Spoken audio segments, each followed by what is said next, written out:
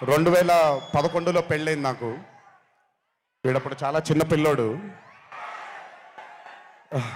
ఓ రోజు మామూలుగా అసలు మాట్లాడడానికి కూడా భయపడేవాడు. నేను ఇంట్లోకి వస్తున్నప్పుడు కూడా లోపలికి వెళ్ళిపోయాడు. ఎక్కువ నాతో మాట్లాడేవాడు కాదు. సో నేను కూడా చాలా ట్రై చేసేవాడిని. వీడేం మాట్లాడేంటి నాతో, వీడు కదా మాట్లాడాలి. వీడు మాట్లాడేవాడు కాదు.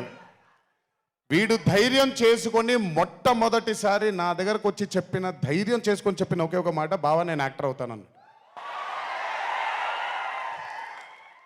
అంతే ధైర్యంగా నేను కూడా నా సపోర్ట్ నీకు ఉండదు, పోయి సావు అన్నాను. మురళి గారు పార్ట్ 1లో యాంటనీ అనగానే దేంతోనే అంటారు. సో నేను మర్చిపోలేని ఒక క్యారెక్టర్ ఈయన. మై లడ్డు మా విష్ణు గారు బేసిక్గా అంత ఇన్నోసెంట్ అని నేను అనుకోవట్లేదు, కానీ ఇన్నోసెంట్గా పర్ఫామ్ చేశాడు ఆయన. గారు ఎప్పుడు మాట్లాడుకుంటాం. మాకు బ్రహ్మానందం గారు అంటే చాలా ఇష్టం. బ్రహ్మానందం గారి తర్వాత ఇష్టమైన కామెడియన్స్ ఎంఎస్ నారాయణ గారు అండ్ ధర్మవరం సుబ్రహ్మణ్యం గారు. వీళ్ళు ముగ్గురు తర్వాత నాకు బాగా ఇష్టమైన కామెడీని పండించగలిగేది కేవలం మా సునీల్ ఒక్కడే.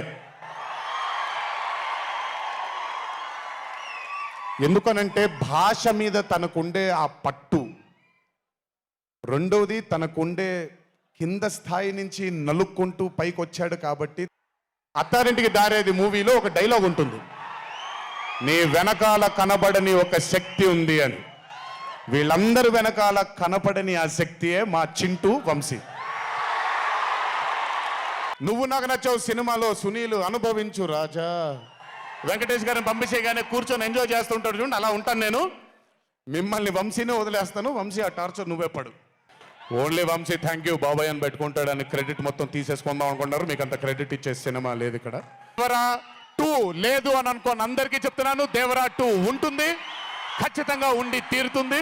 కాకపోతే చిన్న పాజ్ ఇచ్చాం, ఎందుకంటే మధ్యలో ప్రశాంత్ నీల్ గారు వచ్చారు కాబట్టి. నన్ను మామూలుగా చాలా మంది అడుగుతారు, రాముడుగా చేయడం ఈజీయా లేకపోతే రావణాసురుడిగా చేయడం కష్టమా అని. రాముడుగా చేయడమే మనకి చాలా కష్టమైన పని. ఎందుకంటే ఇన్నోసెన్స్ అనేది మనం చాలా ఎక్స్పోజర్ వచ్చేసిన తర్వాత ఇన్నోసెంట్గా బిహేవ్ చేయడం మనం మర్చిపోయాం లైఫ్లో.